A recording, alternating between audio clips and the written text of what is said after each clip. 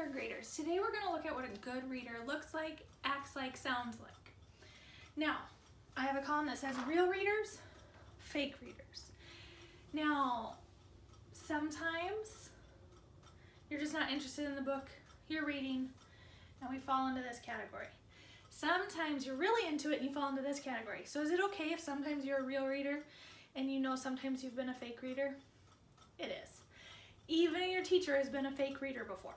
So we're gonna work though on making sure we stay in this column of real readers. So when I think of a real reader, that means they read the words and the pictures. So they're not just flipping through the book. They're focused on the words and the pictures. They're really taking in everything the book has to give them. And they keep their eyes on the book. So they're not just looking around. They're focused on what they're reading. And they're thinking about the story. Because remember last week we talked about how reading is thinking. So they're thinking about it. They're asking, what's the character going to do next? Oh, I wonder what this part will be about. Oh, I know how this connects to the previous part. So they're thinking. Their brain is active.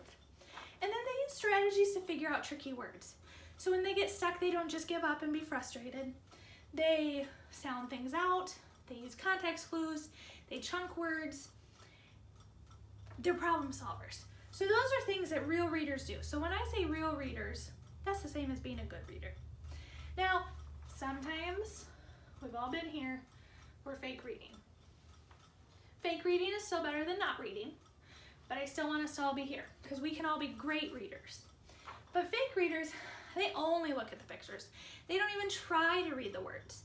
Even if the words are hard, they don't try. They're like, nope, too hard. And they give up before they've even started. We don't want to be there. It's okay to look at the pictures, but remember over here we have the word and.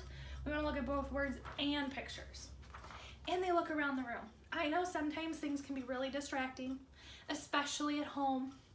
You're like, oh, I wonder what that game's going to be like. I want to go play my video game. That's okay. We're all dealing with it.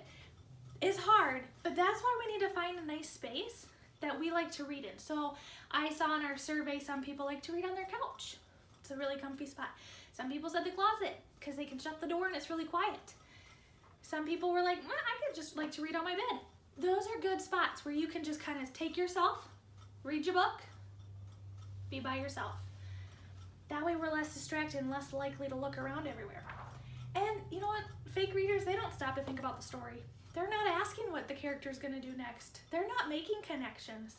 They're not thinking about how this is the main idea.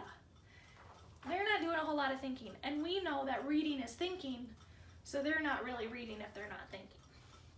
And then, we all know those tricky words. They appear all the time. You just read right past them. You don't even try to figure them out. You guys have strategies. You've learned strategies in kindergarten, first, and second grade, and you're going to learn more in third. So you can help figure those out. Look at the pictures. Use the words from before. Context clues. Use what you already know. You guys are really smart. Use what you know to figure out those tricky words. So your activity is going to be telling me what a good reader looks like, sounds like, and acts like. So I want you to use all this information to be able to fill that out. It's okay if you only have a couple things for each, but I want you to try. And I don't want us to just breeze right through it. Because if you can identify what a good reader is, you can become that good reader. You can put yourself in that place because then you can see yourself as a good reader.